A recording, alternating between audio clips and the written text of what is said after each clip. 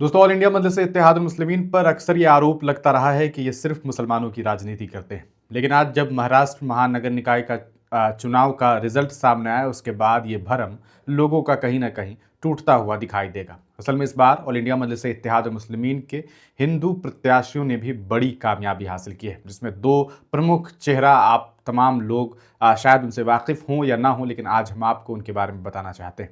आप स्क्रीन पर जिस तस्वीर को देख रहे हैं, आप देखिए असदुद्दीन ओवैसी के साथ जो शख्स आपको दिखाई दे रहे हैं, इनका नाम काका साहेब काकड़े है। जी हाँ, काका साहेब काकड़े भी इस बार ऑल इंडिया मजलिस इत्तेहादुल मुस्लिमीन से औरंगाबाद में चुनाव लड़ते हैं और उन्होंने बड़ी जीत हासिल कर ली है और वह नगर सेवक बन गए हैं।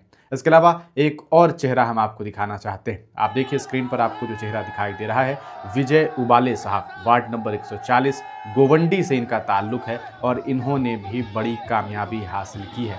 यानी कि ये बात जो लोग कह रहे थे कि मजलिस इत्तेहादुल मुस्लिमीन सिर्फ और सिर्फ मुसलमानों की राजनीति करती है, सिर्फ और सिर्फ कट्टरता की बात करती है, एक्सट्रीमिज़म की बात करती है, आज उन तमाम लोगों का भरम टूट गया होगा। एक तरफ मजलिस इत्तेहादुल मुस्लिमीन और असदुद्दीन ओवैसी के ऊपर जब वो बिहार में चुनाव लड़ रहे थे तो उन्हें एक्सट्रीमिस्ट बताया गया, उन्हें तेजस्वी यादव के द्वारा ये बात कही गई। लेकिन जब वो महाराष्ट्र गए, हालांकि उन्हें बिहार में भी बड़ी कामयाबी मिली, 5 सीटों पर वो कामयाब हुए, जबकि राष्ट्रीय पार्टी कांग्रेस सिर्फ 6 सीटों पर बिहार में जो है वो निपट गई। वहीं दूसरी तरफ जब मजलिस इत्तेहादुल मुस्लिमीन इसके बाद महाराष्ट्र पहुंचती है और नगर निकाय के चुनाव में, पहले तो ग्रामीण में जो चुनाव होता है वहां भी उन्हें अच्छी कामयाबी मिली और नगर निकाय चुनाव में इन्होंने शानदार कामयाबी हासिल की है और कुल 125 कॉरपोरेटर्स इनके इस बार जीते हैं। यानी कि 125 नगर सेवक इस बार एआईएमआईएम के होंगे। इन लोगों ने कहीं ना कहीं एनसीपी और जो समाजवादी पार्टी है, ये वो दल है जो कहीं ना कहीं मुसलमानों की पहली पसंद हुआ करती थी। आज के वक्त में मजलिस इत्तेहादुल मुस्लिमीन वहाँ मुसलमानों के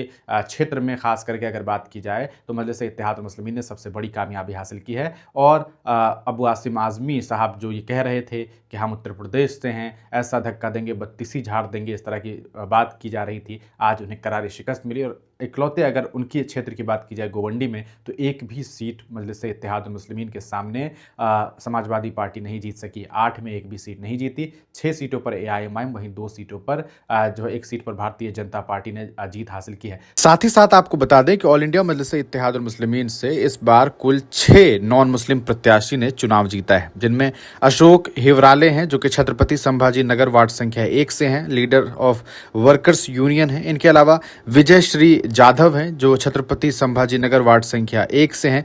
इनके अलावा पवन कोये और वर्षा डोंगरे भी जो है वो चुनाव जीती हैं। ये दोनों जो है वो नागपुर से रिजर्व जो सीट है वहां से इन दोनों ने चुनाव जीता है। तो ये बात कही जा सकती है कि इस बार मजलिस इत्तेहादुल मुस्लिमीन ने कुल 6 नॉन मुस्लिम प्रत्याशी को जो है चुनाव जिताया है। इनके अलावा एक और प्रत्याशी हैं जो सिख समुदाय से आते हैं।